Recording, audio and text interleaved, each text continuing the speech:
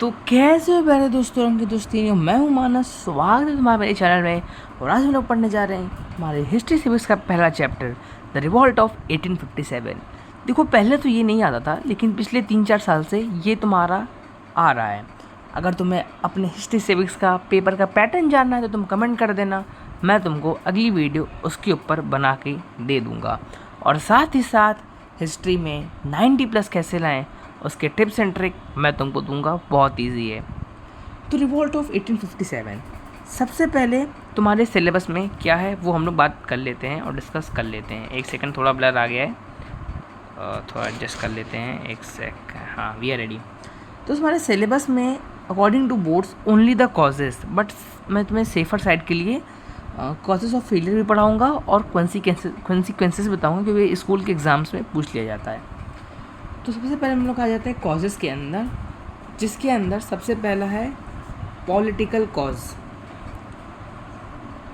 Political cause, देखो history civics में पढ़ना है ना, एक कहानी की तरह पढ़ो तभी समझ में आएगी, वरना बेटा तुम्हारा कुछ नहीं हो सकता, ठीक है ना, कुछ भी नहीं होगा। तो देखते हैं सबसे पहले क्या है। मैं बुक ले लेता हूँ एज ए रेफरेंस के लिए, बाकी पढ़ाऊँगा मैं अपनी भाषा में ही। तो देखो, सबसे पहले आता है पॉलिटिकल कॉज के अंदर एक्सपेंशन ऑफ ब्रिटिश डोमिनियन। ये क्या है? इसका तो ये होता है, जो ब्रिटिश लोग हैं ये अपने आप को बहुत ही डोमिनेट करने लग गए थे, अपने बारे को अपने हुकूम बहुत दिखा रहे थे। तो इसके अंदर बहुत सारे पॉइंट हैं। सबसे पहले आता है और मोस्ट इम्पॉर्टेंट, बहुत सालों से नहीं आया है पर इस साल लग रहा है आएगा तुम्हारे में, क्योंकि भाई इम्पोर्टेंट है और अभी तक आया नहीं है। Subsidiary alliance. देखो इसके अंदर इसको क्या पढ़ना है, इसके अंदर तुम्हें ज़्यादा कुछ पढ़ना नहीं है, बस इसको समझ लो। पहले मैं तुमको समझाता हूँ ये है था क्या, और फिर उसके बाद मैं तुम्हें बताऊँगा इसके अंदर के पॉइंट्स जो तुम अपने एग्ज़ाम में लिख सकते हो। तो सब्सिडरी अलायंस कुछ था नहीं। इसमें क्या होता है कि अगर तुम्हारा कोई स्टेट है, ठीक है, और उसको किसी और स्टेट से लड़ाई करनी है, और लड़ाई करने के लिए आर्मी चाहिए होती है, तो इन लोगों को क्या करना है, अगर इनको आर्मी चाहिए तो ब्रिटिशर से लोग मांग सकते हैं, लेकिन उसके लिए उस स्टेट को सब्सिडरी अलायंस में आना होगा। इसमें था क्या, इसमें ये होता है अगर किसी स्टेट को ब्रिटिशर्स की आर्मी चाहिए, वो ब्रिटिशर्स की आर्मी को ले सकते हैं कभी भी कहीं भी लड़ाई करने के लिए, लेकिन ब्रिटिशर्स ने उनके सामने कुछ कंडीशंस रखी। इंपॉर्टेंट कंडीशन है, इनको सुन लो और मैं लिखवा भी दूंगा अभी थोड़ी इजी भाषा में। सबसे पहले कि जितनी ब्रिटिश आर्मी थी वो स्टेट के इधर उधर जगह पे नहीं रहेगी, वो बेसिकली स्टेट के कैपिटल पे रहेगी। फर्स्ट कंडीशन ये था, ब्रिटिशर्स की आर्मी स्टेट के कैपिटल पे रहेगी। सेकंड पॉइंट ये था कि या तो उनको कुछ पैसे देने होंगे, या फिर अपनी स्टेट की कुछ टेरिटरी ब्रिटिशर्स को देनी पड़ेगी। तीसरा यह था कि अगर तुम्हारे स्टेट में कोई है जो ब्रिटिशर, जो तुम्हारी आर्मी है, या फिर कोई भी एम्प्लॉय है जो नॉन यूरोपियन है, इट मीन्स वो यूरोप से है बट ब्रिटिश का नहीं है, तो उसके लिए उन्हें उसको अपने आर्मी से बाहर निकालना होगा या फिर अपने स्टेट से बाहर निकालना होगा।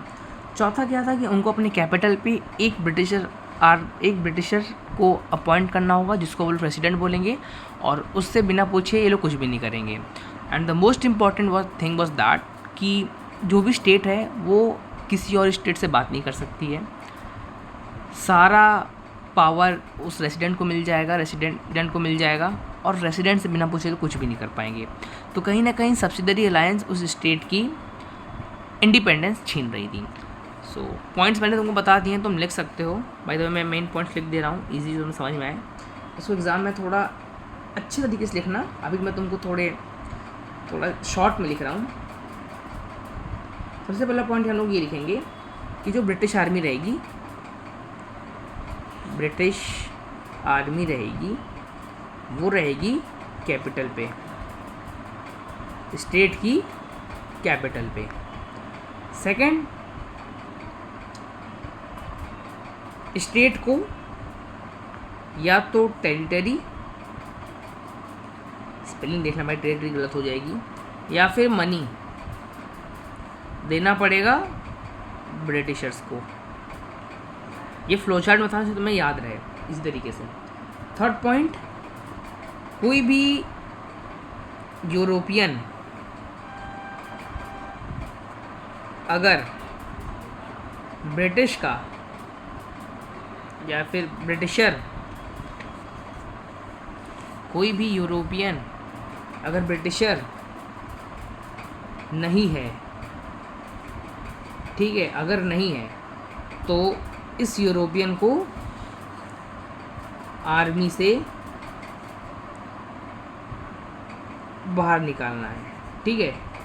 तो हम लोग लिख लेना अपनी भाषा में। एंड फोर्थ पॉइंट जो थोड़ा, चार को बेसिकली तुम्हें 4 पॉइंट याद करने हैं हर चीज़ के, क्योंकि 4 नंबर का एक क्वेश्चन आता है और बाकी 2-3 नंबर के आते हैं।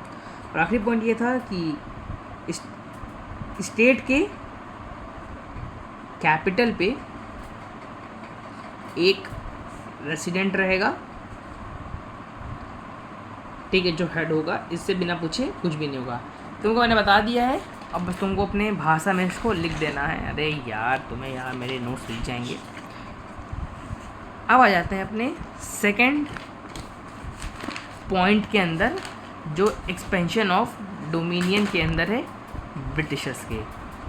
By the way, subsidiary lines में थोड़ा और इम्पोर्टेंट पॉइंट है, इसको याद कर लेना। बॉम्बे भाई, मेन चीज़ तो भूल ही गए। इसको लाया किसने था? इसको लाया था लॉर्ड वेलेस्ली, ठीक है।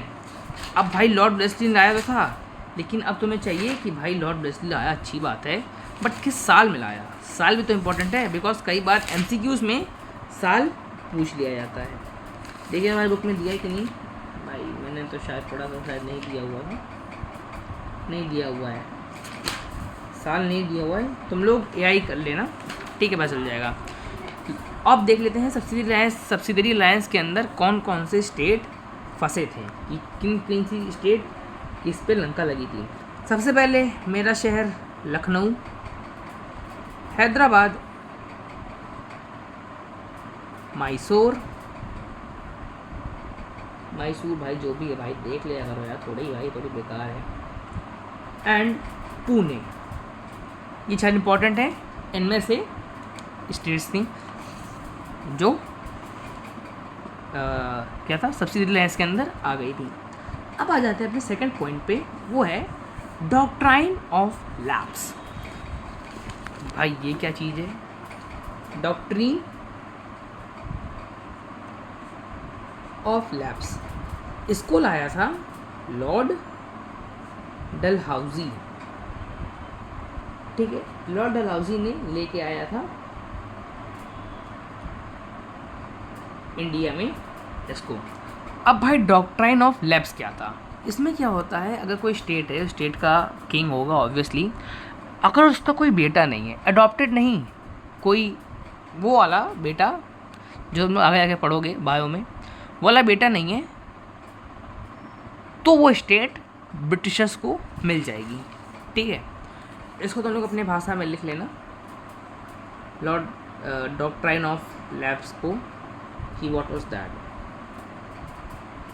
लिख दूँ? चलो लिख देता तुम्हारे लिए। इसको थोड़ा इंग्लिश में लिखूँगा, समझ जाना, थोड़ी मेरी भी दुनिया में इंग्लिश है। सो द डॉक्ट्राइन, फिर द डॉक्ट्रीन मेंट, ये लिखो एग्जाम में, टीचर भाई गजब नंबर देगा तुम्हें। That when a ruler of a dependent state, भाई जो बोल रहा हूँ वो लिखो, देख के लिखो। Died without a natural heir, अगर किसी नेचुरल मतलब कि नेचुरल बच्चे को हायर बोलते हैं, द स्टेट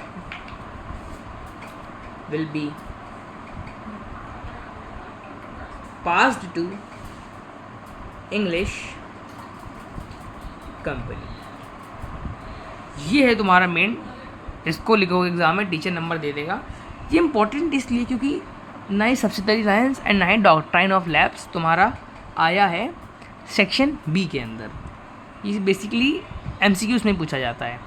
नेक्स्ट चीज़ जो हम लोग के आगे है वो है annexation of Awadh. Annexation of Awadh, इसमें लिखने की जरूरत नहीं, तुम समझ लो। ब्रिटिशर्स क्या कहते हैं कि जो भाई अवध के रूलर हैं ये खाने पीने के ज़्यादा शौकीन हैं और नाच गाने के ज़्यादा शौकीन हैं। ये हैं जो रूलर हैं, ये एडमिनिस्ट्रेशन नहीं कर पा रहे हैं। वैसे ब्रिटिशर्स भी एडमिनिस्ट्रेशन कहीं कर पा रही थी, ये एडमिनिस्ट्रेशन नहीं कर पा रहे स्टेट का, तो हम लोग अवध अपने अंदर कर रहे हैं।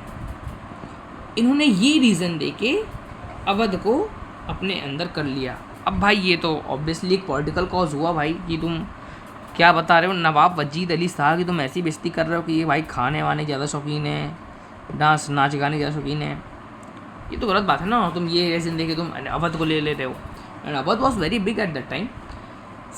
तो इससे तुम्हारा ब्रिटिश जो मनमारी कर रहा था, एक्सपेंशन ऑफ ब्रिटिश डोमिनियंस ख़त्म होता है। नेक्स्ट आता है तुम्हारा मुग़ल एम्परर की बेइज्जती। जो हमारे मुग़ल एम्परर थे, मुग़ल एम्परर को डिसकर्टेसी दिखाई गई। अब ये सब मैं लिखाऊंगा नहीं, सब तुम बस सुनने वाला है, बहुत इजी बिजी है, इसमें लिखने की ज़रूरत नहीं है। इसमें क्या होता है, इसमें लोग बोलते हैं कि भाई क्या होता है कि जो मुग़ल एम्परर हैं नॉट लास्ट बहादुर शाह जफ़र, जो भी इनके सक्सेसर रहेंगे वो अब रेड फोर्ट में नहीं रहने वाले, उनको रेड फोर्ट से बेदखल किया जा रहा है। अब इसके बाद से रेड फोर्ट में वो लोग नहीं रहेंगे और ना ही उनको किंग का टाइटल अब से दिया जाएगा। बहुत इजी, तुम लोग अपनी भाषा में लिख सकते हो। इसके बाद आता है नाना साहेब के साथ। नाना साहब उस वक्त क्या बोलते हैं, फॉरगॉटिंग, महाराष्ट्र के वो थे, ठीक है। तो डलहौजी ने उनको बोला कि आप हमको दे दीजिए महाराष्ट्र और हम आपको पेंशन दे देंगे। नाना साहब ने कहा चलो ठीक है भाई। अब जब उन्होंने देखा कि भाई पेंशन तो ये लोग दे नहीं रहे हैं, तो नाना साहब को आया गुस्सा और वो पहुंच गए कानपुर रिवोल्ट करने के लिए, आर्मी लेने। अब आ जाते हैं अपने चौथे पॉइंट पे। देखो, बैटल ऑफ प्लेसी हुआ था 1757 में और 1857 ऑलमोस्ट 100 साल का था। तो लोगों को लगता था कि भाई इन लोगों का बस 100 साल का है, इसके बाद ये लोग चले जाएंगे। तो ये रूमर था जो बना तुम्हारा एक पॉलिटिकल कॉज। इससे तुम्हारा पॉलिटिकल कॉज ख़त्म होता है। अब आ जाते हैं हम लोग अपने रिलीजियस एंड सोशल कॉज। भाई ये क्या चीज़ है, रिलीजियस एंड सोशल कॉज। इसमें पहले क्या होता है कि भाई फर्स्ट पॉइंट इसका ये है कि क्रिश्चियनिज़म बहुत बढ़ाया जा रहा था। भाई जेल में बाइबल पढ़ाया जा रहा था प्रिजनर को, और भाई सब लोग देख रहे थे मिशनरी स्कूल्स बन रहे हैं, मिशनरी सोसाइटी बन रही है। तो भाई ये तो थोड़ा दिक्कत हो रहा है। तो लोगों को लगा कि भाई ये तो हम लोग का रिलीजन से छेड़खानी कर रहे हैं, लोग क्रिश्चियनिज़म ज़्यादा फैला रहे हैं और हिंदुज़म को थोड़ा, और मुस्लिम और भी जितने भी उस वक्त रिलीजन थे उनको थोड़ा, उनका डाउनफॉल आ गया था बेसिकली। सेकंड चीज़ है कि जो भी सती, जानते हो सती क्या होता था, तुम लोग जानते होगे पर तभी तुमको बता दें जिनको नहीं पता। सती क्या होता है कि अगर किसी का हस्बैंड की डेथ हो गई है तो उनकी वाइफ को भी जब उनका वो होगा अंतिम संस्कार, जब उनको जलाया जाएगा तो उनकी वाइफ को भी उस पर जाके बैठना होगा और उनको भी जलना होगा। So that was unfair and at that time I don't have any opinion on this. So ये था एक रीज़न सती। तो ब्रिटिशर ने कहा कि भाई इसको तो अब बंद करना पड़ेगा, ये अलाउ नहीं है। तो ये तुम्हारा abolition of Sati is also the one point, abolition of Sati. Third point ये है कि भाई रेलवेज। अब उस वक्त ब्राह्मण, शूद्राश और दो और थे, मैं नाम बोल रहा हूँ, ये लोग थे। मुझे इतना पता है कि ब्राह्मण बहुत ही ऊपर का कास्ट होता था उस वक्त और शूद्राश बहुत ही नीचे का होता था। तो रेलवे के अंदर जो ट्रेन है, ये ट्रेन बना दे रहा हूँ मैं, यहाँ पे बनी सीट, ये बनी खिड़की। अब यहीं पे ब्राह्मण बैठ रहा है, इसके बगल में शूद्राश बैठ रहा है। तो ब्राह्मण को उसमें हुई दिक्कत कि भाई हमारे बगल में शूद्रा कैसे बैठ सकता है, दिस इज़ नॉट फेयर उनके अकॉर्डिंग। तो ये हो गई दिक्कत। तो फिर ब्राह्मण ने अपना रिवोल्ट शुरू कर दिया कि भाई ये तो गलत चीज़ है। चौथा चीज़ आता है कि इंडियंस के साथ डिस्क्रिमिनेशन बहुत हो रहा था। ब्रिटिशर्स क्या करते थे, जो ब्रिटिशर्स हैं ये मार देते थे गोली इंडियन को मस्ती में, ठीक है। तो ये बन गया तुम्हारा एक सोशल एंड रिलीजियस कॉज। ये 4 पॉइंट है, हर चीज़ के 4 पॉइंट याद करने हैं बस, बहुत ईजी है, बस दिखती डिफिकल्ट है। अब आ जाते हैं अपन लोग इकोनॉमिक कॉजेज़ पे। What were the economic causes? देखो इकोनॉमिक कॉजेज़ बहुत ईजी है, बस देखो कोई याद नहीं होता, डोंट नो व्हाई। उस वक्त क्या होता था, जो राजा लोग थे वो हैंडीक्राफ्ट, ठीक है, लोगों को कुछ भी बढ़िया बनाते थे तो उनको पैसे देते थे, लेकिन अब राजा ही नहीं है तो ना ही हैंडीक्राफ्ट है। और दूसरी चीज़ ये थी कि जो हैंडीक्राफ्ट थे, जो इंडियन गुड्स थे, ये तुम एग्ज़ाम में लिखोगे, ये तो मैं तुमको एक्स्ट्रा बता दे रहा हूँ, मैं तुम्हें लिखना है, जो इंडियन हैंडीक्राफ्ट जो गुड्स बनाते थे, जो इंडियन गुड्स पे, उन पे था भाई हाई टैक्स, ठीक है। और जो ब्रिटिशर्स वाला था उनका था लो टैक्स। भाई अब लोग क्या करेंगे, लोग वही खरीदेंगे जो सस्ता है। तो इससे जो इंडियन गुड्स का था इनका हो गया घाटा, और जो ब्रिटिश गुड्स था इनका हो गया बाटा, ठीक है। अब आते हैं अपने सेकंड चीज़ पे। सेकंड चीज़ थी कि भाई ये जो फार्मर है इनकी लंका लग गई। इनका क्या दिक्कत है, फार्मर को पहले बात तो टैक्स देना है, ब्रिटिशर्स को टैक्स भर नहीं पाते हैं क्योंकि बहुत ज़्यादा टैक्स था, और किसी साल बारिश नहीं हुई, खेती नहीं हुई, तो उसके लिए इनको लेना पड़ता था लोन किससे लेंगे ये लोग, मनी लेंडर से। अब सोचो एक साल बारिश नहीं हुई और फिर अगले साल ही बारिश नहीं हुई, अगर 2 साल खाली हो गया तो अब भाई क्या करे, अब उसको अपना सब कुछ देना पड़ जाता था। अब जो उसकी लैंड थी वो उसको मनी लेंडर को देना पड़ता था, अब टैक्स वो दे नहीं पाता था। तो इन सब के प्रेशर के अंदर जाके फार्मर की लंका लग गई, और इसीलिए उस वक्त फार्मर बहुत ही सुसाइड करते थे, क्योंकि इनके पास पैसा नहीं था। जो पैसा आता था वो उनको टैक्स देना पड़ जाता था, और फिर जो पैसा आता था उसमें से फिर मनी लेंडर को मनी देना पड़ जाता था, क्योंकि उन्होंने मनी लेंडर को मनी देना पड़ जाता था क्योंकि उन्होंने लोन लिया था। तो भाई इससे फार्मर की तो उस वक्त की वोट लग गई थी। तीसरा क्या था कि ब्रिटिशर्स का जो रॉ मटेरियल था वो बेसिकली इंडिगो था, ठीक है। लेकिन इंडियंस को इंडिगो नहीं चाहिए था, इंडियंस को इंडिगो कोई काम नहीं था, लेकिन ब्रिटिशर्स ने कहा कि भाई तुम लोग इंडिगो उगाओ। ये बन गया तुम्हारा तीसरा रीज़न कि भाई ये फोर्स क्यों कर रहा है भाई हमें इंडिगो उगाने के लिए, जब हमारा कोई फ़ायदा नहीं है। तो क्या फ़ायदा इंडियंस का इसमें, इंडिगो में? ब्रिटिश अपने फ़ायदे के लिए फोर्स कर रहे हैं, तो भाई this was the third cause. चौथा कॉज ये था कि अगर तुम्हारे पास कोई लैंड है और कोई तुम्हारा पेपर नहीं है उसके पास, अब ये बताओ कोई राजा है, उसने किसी आदमी को खुश होकर एक ज़मीन दे दी, तो अब कागज़ पत्र तो उस वक्त होता नहीं था। तो ब्रिटिशर ने कहा अगर तुम्हारे पास कोई लैंड है, उसको तुम्हारे पास पेपर्स नहीं है, तो वो लैंड मिल जाएगा बेटा ब्रिटिशर्स को। ये है तुम्हारा एक इकोनॉमिक कॉज। इससे तुम्हारा 4 इकोनॉमिक कॉज हो गए। अब आ जाते हैं अपने आखिरी कॉज पे, that is military cause. Military cause बहुत ही ईजी है, सबसे ईजी कॉज है आफ्टर पॉलिटिकल। मिलिट्री कॉज में सबसे पहले बात इंडियंस की थी low salary as well as lower rank. ना ही पैसा था ना ही रैंक थी। अब जैसी रैंक बढ़ेगी वैसे तो पैसा बढ़ेगा, लेकिन जैसे कि low rank is equal to low salary. Second चीज़ थी कि faulty distribution of troop, faulty डिस्प्रपोर्शन